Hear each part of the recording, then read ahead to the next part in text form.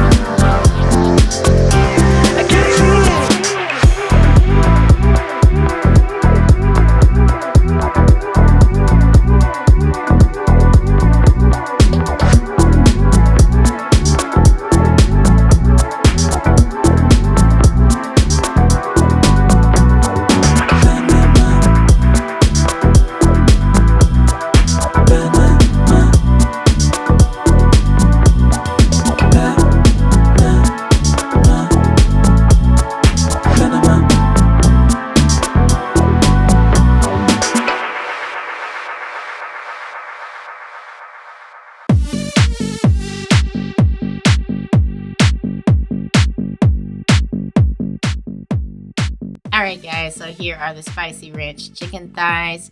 They turned out great. This is a perfect weekend night easy meal. Definitely could taste the flavors of that spicy ranch throughout the chicken. And then the skin was very crispy. I just went ahead and paired that with some roasted vegetables, which I will have that video coming out soon for Cookmas, and some long grain rice. So it was just chicken, rice, and vegetables, but the combination of everything was so phenomenal, and the chicken was juicy.